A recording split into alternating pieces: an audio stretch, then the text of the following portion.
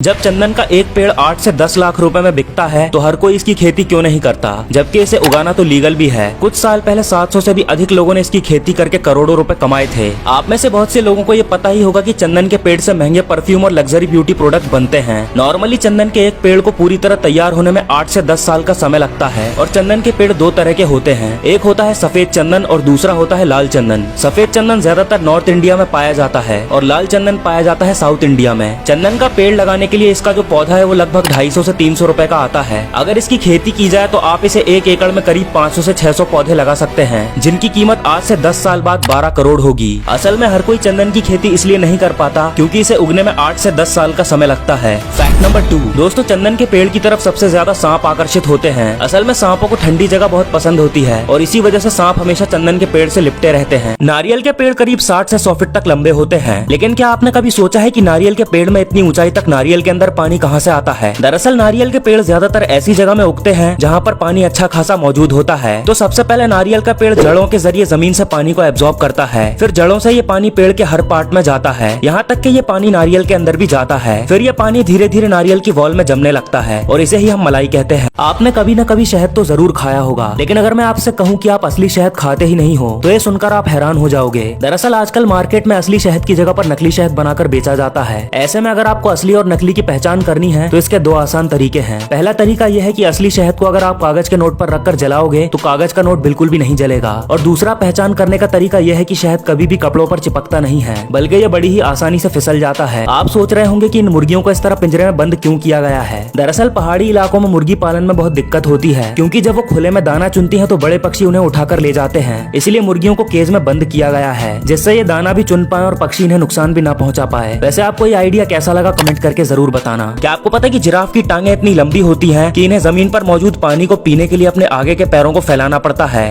दोस्तों ये तो आपने सुना ही होगा कि छिपकली अपनी पूंछ काट लेती है, लेकिन आखिर छिपकली ऐसा करती क्यों है? दरअसल जब भी छिपकली खतरे में होती है तो वो अपनी पूंछ को छोड़कर भाग जाती है, ताकि हमला करने वाला कंफ्यूज हो जाए और छिपकली को बचकर भागने का मौका मिल जाए। पक्षियों का राजा मोर सांपों के राजा किंग कोबरा को भी मार देता है। जहाँ सांप बड़े से बड़े हाथी और इंसानों को मार देता है, वहीं एक मोर से क्यों हार जाता है? दरअसल दोस्तों मोर सांप से सख्त नफरत करता है और जैसे ही सांप मोर के इलाके में जाता है वैसे ही मोर उसे काटकर मार डालता है। वो इसीलिए क्योंकि सांप को मोर के अंडे बहुत पसंद होते हैं और मोर को पता होता है कि सांप उसके अंडे खा लेगा, इसीलिए वो सांप से हमेशा चौकन्ना रहता है और जैसे ही सांप उसके सामने आता है वो उसे काटकर मार डालता है। और इतना ही नहीं, सांप को मारने के बाद वो उसे खा भी जाता है। आपको पता है कि हाइना इतने खतरनाक होते हैं कि इनका एक बड़ा ग्रुप मिलकर आधे घंटे में बड़े से बड़े जानवर को पूरा खा सकता है। गाय के दूध की तुलना में कॉकरोच के दूध में ज्यादा प्रोटीन होता है। वैसे आपने अभी तक किस किस जानवर का दूध पिया है कमेंट करके जरूर बताना।